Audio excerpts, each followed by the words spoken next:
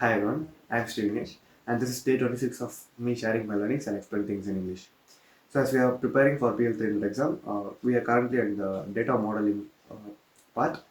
So the exact topic for today is write DAX formulas and DAX data types and work with DAX functions.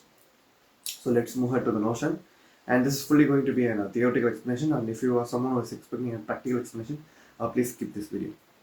So what is DAX data types? So semantic model columns and measures have defined data types, right? So columns are set in Power Query or inferred from formulas, while measures data types are inferred directly from the formulas. That is a simple explanation. So if you are importing a data from a data source, it will defaultly the Power Query will assign the data types based on the first 200 column, 200 rows.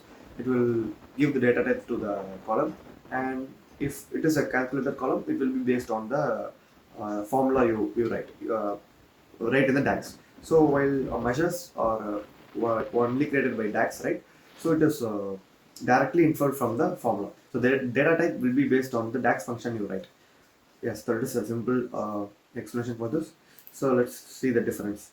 So model data type and the DAX data type. So this is how the model data type will be. The whole number, decimal number, boolean, text, data. So these are all the things you can see in the UI of the Power BI. So you can see the whole number, decimal number and all. So this is the DAX data type. It will be defined in the back end of the Power BI. So you cannot see this with your eyes, or you can see directly through the Power BI.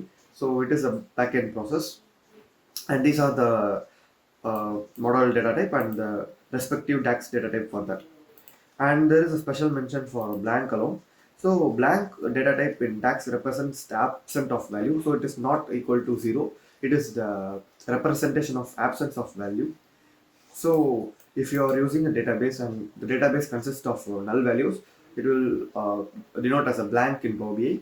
And if you have a blank cell in Excel, so it is also called blank in uh, Power BI. So distinct from, so it is not equal to 0. So it is not same as 0. It is different from 0. Blank values, something the absence in the data set, or the absent value in the table is called blank. So let's see the next topic, that is work with the DAX functions. So this is also very simple uh, concept. So DAX function library includes hundreds of functions. So DAX, there are many formulas in DAX, and with over 80 shared with Excel. So there are some formulas that is shared with the Excel. So it is help to, because it helps to Excel users to adapt the DAX. This is the simple reason behind DAX function and Excel functions are, some of them are similar. So near 80 functions are similar with Excel and DAX. So functions from Excel. So the description is the function that are available in both Excel and DAX, making easier to the Excel user. So we are going to see the functions which are same in DAX and also in Excel. So for summarization, sum, count, average, mathematics, absolute, round, and these are the functions that are have similar kind of operations and same in both kind of app, that is Excel and DAX, Power BI. So if you see the distinct DAX function, so these DAX functions are not a part of Excel. So the function unique to DAX that are they aren't derived from the Excel. So the previous functions are taken reference from Excel and built in the DAX.